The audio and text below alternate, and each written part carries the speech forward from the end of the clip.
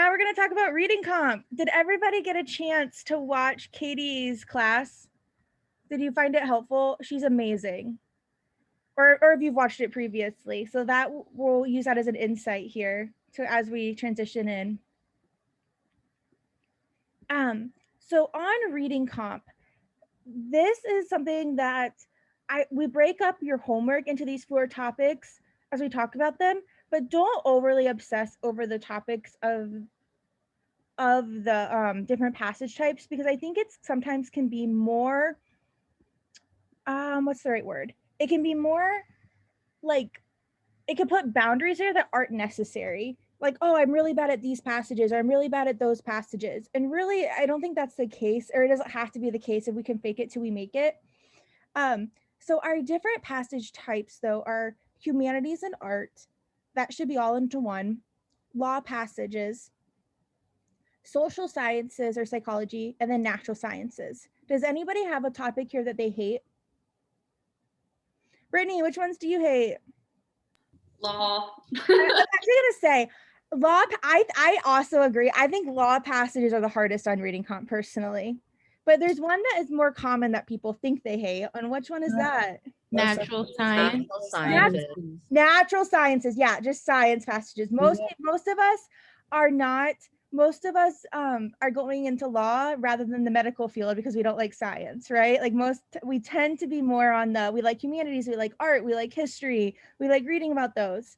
But actually, if we can learn to break down the science passages, the questions tend to be easier. And so we want to fake it till we make it, right? And all of a sudden, we want to say we love science. We love science. We want to be excited when we see a science passage. We want to dive into it. As long as we can figure out what's being said, the questions are so much more black and white, truly. Where I think I think law passages can be the toughest. I think humanities can be really hard too, because those are where all the touchy-feely questions come in, and you have to like understand what's going on, and that can be challenging. And so, but they are more interesting. So it's hit or miss on what's going on, right? Because we actually have to care to try to do well on this. And so overall, just like we have for just like on our LR stimuluses, especially now, our goal, the typical LR stimulus is like 5 to 7 sentences, right? And we, how like we pause and reflect and we make sure we understand all of them. For reading comp, it's the same thing except on steroids. We have 15 to 17 sentences that we have to understand. That's it. At the end of the day, we have 15 to 17 sentences. Then if we can understand them, we're going to be set up for success, right? And then at the end of the day, I keep saying at the end of the day, so I need to come up with a new word because I've said that for all 3 points. Our goal is to understand, why is the author wasting your time? All of these articles or all of these passages are coming from somewhere, right? The LSAT didn't write these just to write them like for the test, right?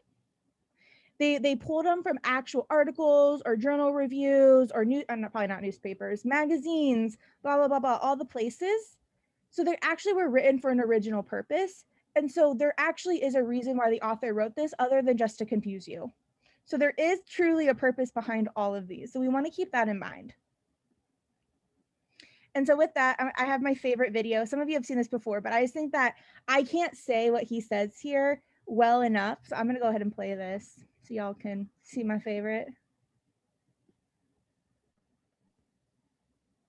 I'm concerned, so people are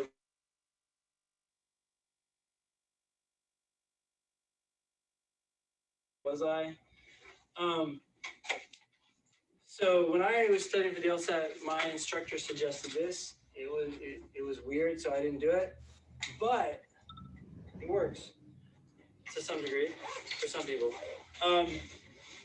Before you read any passage, this is what he did. Okay, just bear with me here for a second. He closed his eyes and imagined a blue flame and wiggled his toes. Now you might say, what? I'm not going to do that. That's what I said too. But there is value, regardless of how crazy that is, to like getting into the mindset that now I'm going to focus on this. Because so many times when people are doing like sections, they finish the section, it didn't go as well as they'd like. They go into the reading comp section and they're still thinking about the game section. Like, oh, that inference, I didn't get it now. And it's just like, you really got to like let that go and move on. And the same is true between passage and passage, right? You do the first passage and then you're like, okay, I'm done with that. I'm starting another one.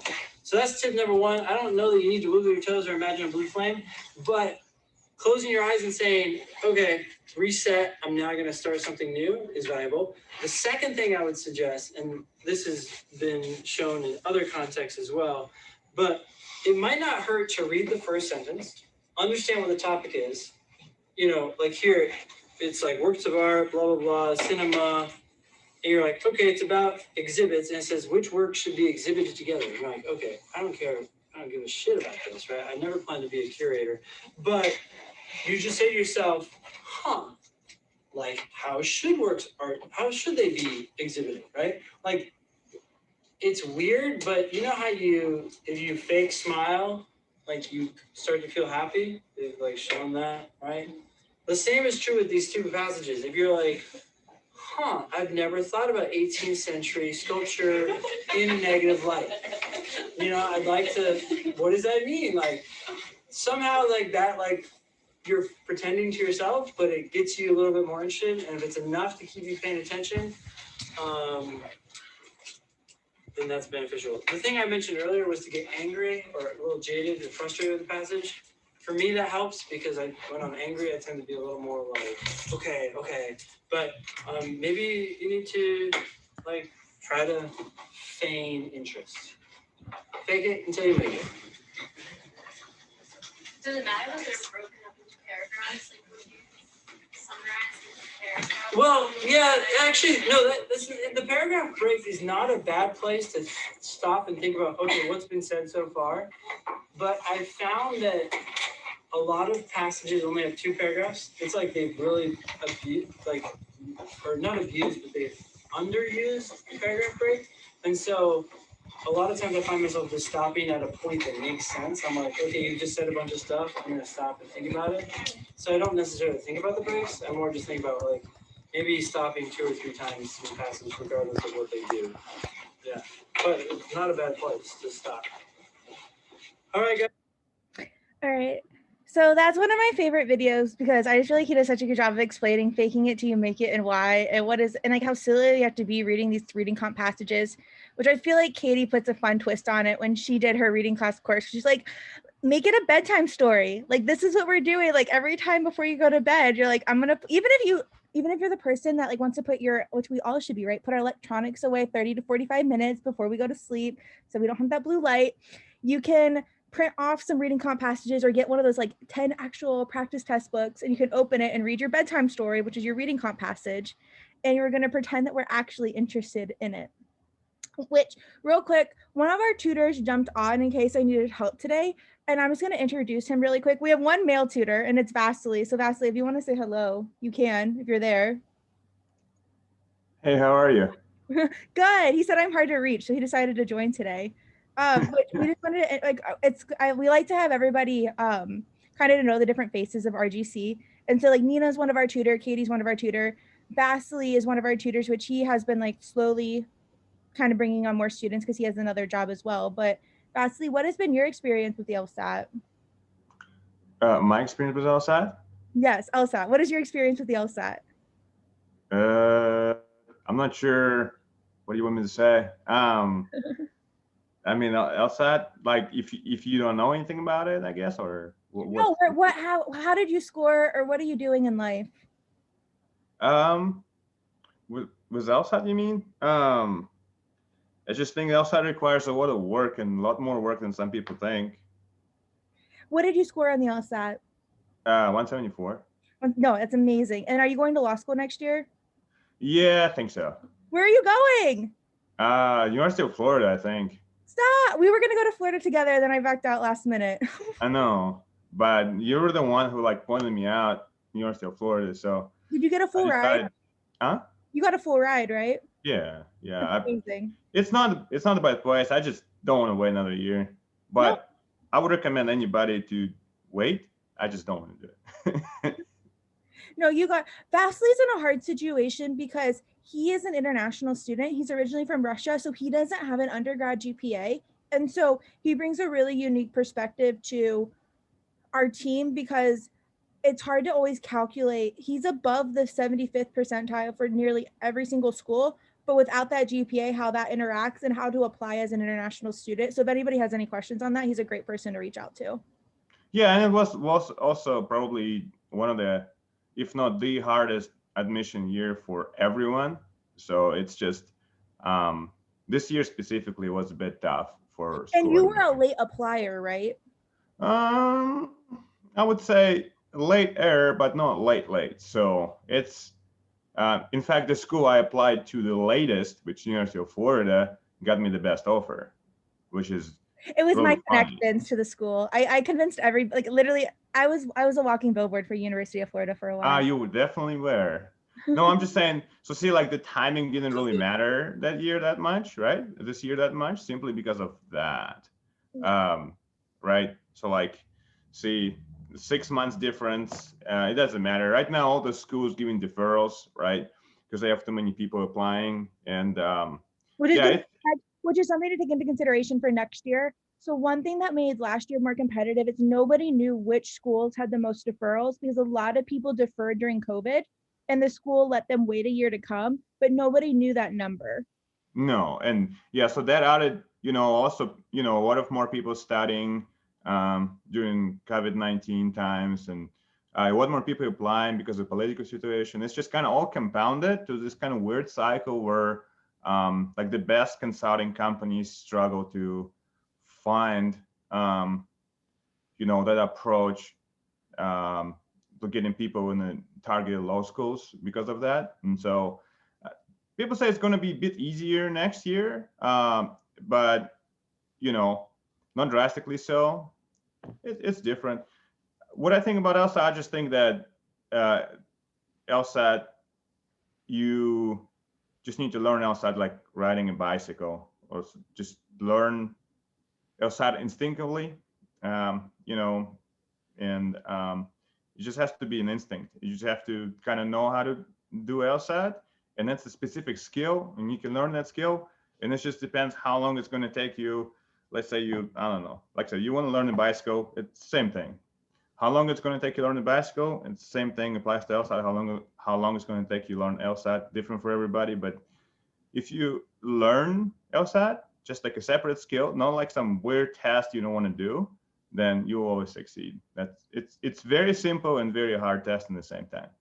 So after I scored a 170, I was trying to go for a 180, but my problem was getting through all 4 reading comp passages. I actually worked with Vasily on reading comp because he's very different than I am. We have similar approaches to the LSAT, but I'm very much I don't want to say you're not optimistic, Vasily, but I'm very much touchy-feely, like bottom up. I want to argue for my answers, where he was very like literal and exact and told me exactly what I was sucking at when I needed to hear it and why. Or even if I was getting answers correct, like he was very good at correcting me, of even like fine-tuning it even more.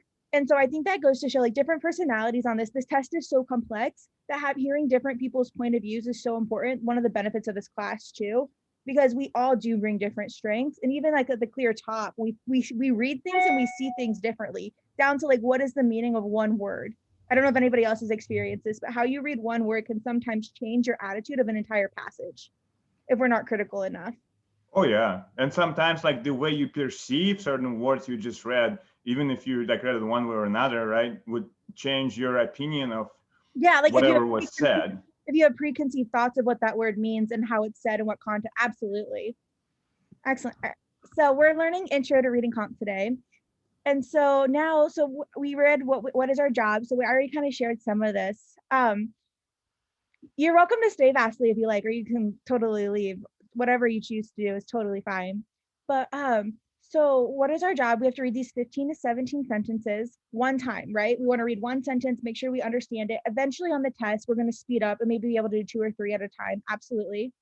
We want to continually be asking ourselves, why is the author writing this?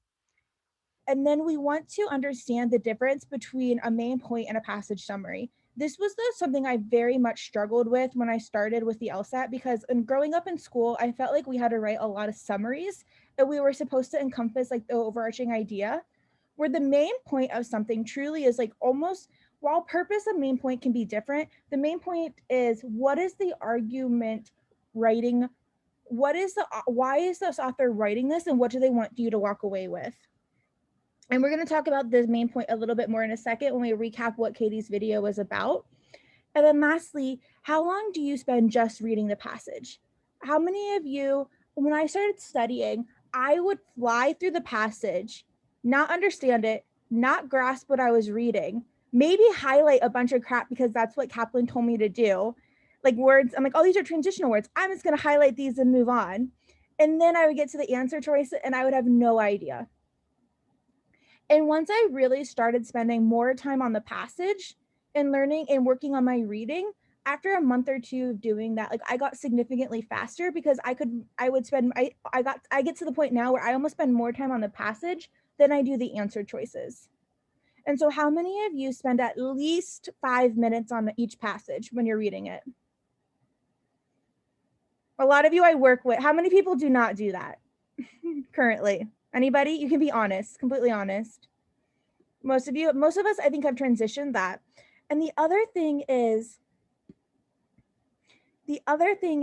we want to, sorry, I lost my train of thought for a second. How long do we spend reading the passage?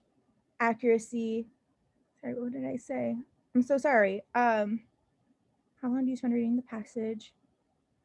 Reading to understand. Oh, and most of us should only be doing 2 or 3 passages because like I mentioned earlier, 18 is the goal that we need to have to get a 160, right? Like 18 per section. And so for a lot of us, if we can do 3 passages accurately, so that's 20 questions. If we miss 1 per passage, that's a 17 out of 20. And if we guess on the rest, hopefully we can pull out 1 and that's an 18 right there. And so that's where we like accuracy. Like if you're missing more than 2 on a passage, especially you're going way too fast and you didn't understand it. But your goal really should be 1 per passage, if not less. And so with that, we talked about Katie's reading comp video, which I just think is like brilliant. It's like simple brilliance that I had never put it into perspective. But really on the test, well, we have these different topics. There's 3 different purposes of why an author writes something, right? Either to inform us of something, to persuade us of something, or there's this other one that's called cost benefit, which I call contrast. The reason that she calls it cost benefit is because she doesn't want us to get confused with like a comparative passage. And so whenever we're having an informative passage, this is like the author is just literally, this could be a science passage, it could be a humanities, it could be any kind of passage, but the author is writing this just to inform us about something, right? A persuasive passage is they're writing us to try to convince us of something, right? And then a cost benefit or a contrast passage is like whenever they're giving 2 points of view and they're comparing them, right? The thing that we have to pay attention to, especially in cost benefit, is are they giving us just the pros and cons of 2 sides and not picking a side? Or are they giving us the 2 pros and cons of 2 sides or 2 things and then giving us their opinion on something? I think Sabrina and I just did a passage the other day where they gave us 2 things. They showed us why those 2 things were wrong, and then they just rejected them. And I would put that into that cost benefit passage too. And once we started looking at the questions through that point of view, the questions were significantly easier because we want to continue, when we talk about main point, go back to this purpose of why did the author write it? And we want to think about it through this lens.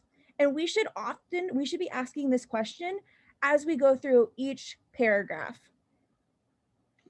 And so our game plan, as Katie said, is to identify the goal of the passage. And so that's what we just talked about, the purpose. And then we want to have this paragraph check-in, right? Why the author's paragraph achieves the author's goal of blank by doing this. And so, I mean, obviously you're not going to like write these notes on the actual test itself, but whenever we're doing drills, don't be afraid to, I have a picture here that we're going to go ahead and talk about, but why every paragraph needs to fit into that main point, right? Or else it can't be our main point. Has anybody ever heard about main point questions where in order for it to be the main point, there has to be something from each paragraph supporting it in some way? So this is a goal here. And then lastly, we want to get really good at noticing adjectives. So here she used golden egg, bad guy. On the LSAT, sometimes we don't get such obvious adjectives. Sometimes it's something as simple as like primary or solely, or I'm trying to think of can anybody think of any other words on the LSAT that are common that are some type of adjective that show attitude? Contrast, or that's not really an adjective, but like words that have extra meaning, even though they might be more simple, that might show us the author's attitude. Let me see if someone is saying something. Oh, there, Brittany had a good one. Obviously, like obviously shows author's attitude or opinion, right? So we really want to say something like that. Mistake, yeah, someone said mistaken. That's a good one. Trying to, we'll see some. I'm sorry that I'm blanking on some more that we'll see like that. But in your for when you start doing your drills, this is how I personally actually don't take notes when I do the test itself. Whenever I'm doing a section, I actively read with my head. Occasionally, I might highlight a word that I want to make sure that I remember. Or if I have 2 points going on, I might highlight just the beginning and like alternate the colors just so it's easy for me to find. But I don't highlight to remember things. And my reason for that is typically whenever we highlight when we're in class or we take notes, it's so that we can reference back to something because we have to remember it later on, right? But whenever we're doing reading comp, we're reading for a short period of time, and our goal isn't to memorize. So I only use highlighting or notes for tracking or placement. But that doesn't mean that you can't, because I know everybody has their different styles. My only concern of highlighting in notes is if you care more about your highlighting in notes than understanding. That's an issue. Has anybody ever cared more about highlighting the right things that you're not even grasping what you're reading? Because I've been there. I actually just read a law book, and they said that's actually one of the hardest things about law school is people will take notes, but they'll just be hearing their professor and typing exactly what they said, but they're not actually digesting what their professor is saying because they're more worried about getting everything in. So that's just something to consider also when we're doing reading comp. However, in our drills, one of the things that we have everyone do is translation summaries for these paragraphs. So you'll translate each sentence into your own words, and you're going to identify the role of each sentence, like the purpose in relationship to the paragraph's main point. Now we can simplify this as we go on with our reading comp drills, but at first this is going to be more complex so that we can understand it, even though this is going to take a lot of work, and that's why you're only doing 1 per day. And then once you get done with this, we're going to go ahead and answer the questions. The reason that we want to break this down is reading comp is just a big LR stimulus, right? And so everything plays a purpose or a role or an understanding. And if we can understand each sentence in the role of the paragraph, we can understand what the paragraph's purpose and the overarching passage. Does that make sense so far? Does everybody kind of understand what we're doing here? And then in each paragraph, you want to highlight, are there any key words that you feel like are those adjectives or descriptive words that mean something? So obviously, why am I blanking on other words that we use in reading comp? Nikki, do you have one? Are you saying one? I'm trying to think of adjectives. We'll come up with some as we read our first paragraph. And so whenever it comes to the sciences, so we're going to talk about science passages today. We're going to fake it till we make it, obviously. But more than anything, we have to engage with the passage, right? So we either have to hate it, love it, pick a side, treat it like we're reading it to a 5-year-old. We want to reread sentences that don't make sense, and we want to react to what we're reading. And so we agree with it or disagree with it. While when we answer questions, we have to stay between the lines, we're allowed to react with it, and make it what we want so that it's better for us to understand it. And then after we read a sentence or two, one of the best strategies is practice predicting where the author is going to go. So this is another way that we can engage with it. And so you're not going to be perfect at all these tips overnight, and you can't do all of them every single time. But the more that we implement these in our drills that aren't timed, the better we're going to get when we are doing our time passages, so that we naturally can start predicting. Has anybody now done an LR question, and before you even read the question stem, you know what question's coming, or what question or what group of question might be coming?